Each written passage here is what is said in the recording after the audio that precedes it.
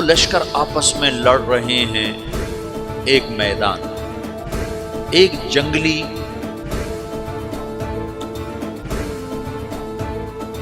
بدوؤں کا قافلہ، جنگل کے لوگ اپنے قبیلے کو لے کر، ایک جنگلی قبیلہ اپنے سردار کے ساتھ نقل مکانی کر رہا ہے ایک جگہ سے دوسری جگہ۔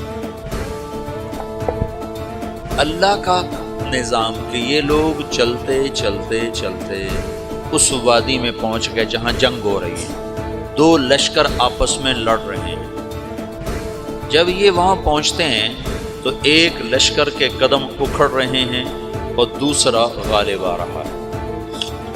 ان کو نہیں پتا شکست کھانے والے کون ہیں اور فتح پانے والے کون ہیں، ان کو نہیں پتا۔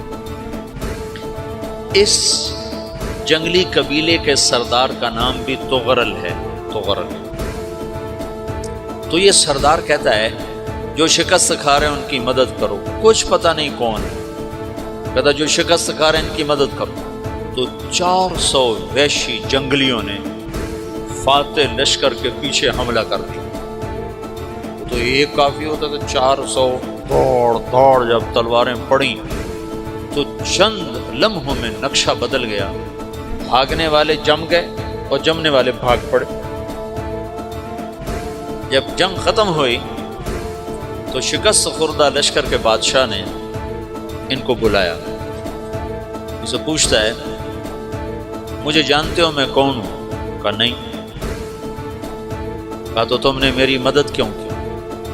کہا انسانی ہمدردی کی وجہ سے، تمہیں شکست ہو رہی تھی اس لیے تمہاری مدد کی۔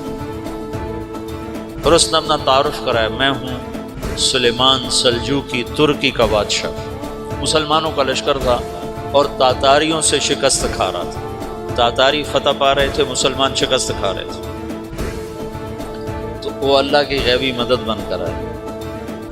تو وہ اس سے کہتا ہے میرے ساتھ رہنا پسند کرو، تم نے میرے اوپر احسان کیا ہے، میں اس کا بدلہ دینا چاہتا ہوں، میرے ساتھ رہنا پسند کرو؟ کہنے کا کر لوں گا۔ تو اس نے اس کو لے کر ترکی آیا، اور استنبول اس وقت روم کی حکومت میں تھا، اسے فتح کیا اس تغرل کے آگے چوتھے پانچویں پڑپوتے محمد فاتح نے۔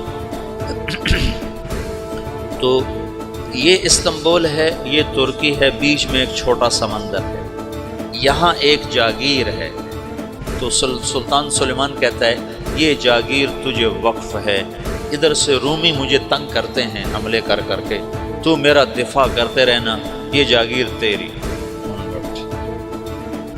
تو اس جاگیر پہ اس نے اپنے قافلے کو آباد کر دیا، اپنے قبیلے کو، اور ایک چھوٹی سی حکومت بنا لی، جو ایک صوبہ سمجھو سلمان سلجوقی کا، وہ ایک چھوٹا سا صوبہ ہے۔ وہاں جب یہ رہ پڑا تو پھر یہ ایک شیخ کے بیعت ہوتا ہے، وہاں شیخ طریقت ہے، ان کے یہ بیعت ہونے جاتا ہے۔ وہ اس کو رات اپنے پاس ٹھہراتا ہے، تو ایک کمرے میں ان کو ان کا خادم ٹھہراتا ہے۔ یہ جب کمرے میں جاتا ہے تو سامنے دیوار میں طاقچے پر قرآن پڑا ہوا ہے۔ تو یہ تغرل بیگ کہتا ہے یہ کیا ہے، یہ کیا ہے؟ تو وہ خادم کہتا ہے یہ کتاب اللہ ہے، قرآن ہے۔ وہ اس کو وہاں چھوڑ کے باہر چلا جاتا ہے۔ وہ دیہاتی آدمی، جنگل کا رہنے والا، پہلی دفعہ زندگی میں قرآن دیکھا، وہ کہتا ہے یہ قرآن ہے، اللہ کی کتاب ہے، میں اللہ کی کتاب کے سامنے سو جاؤں، کتنی بے ادبی ہے۔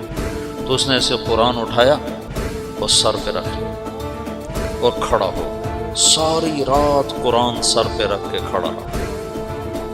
رات کے پچھلے پہر اس کو خواب آیا،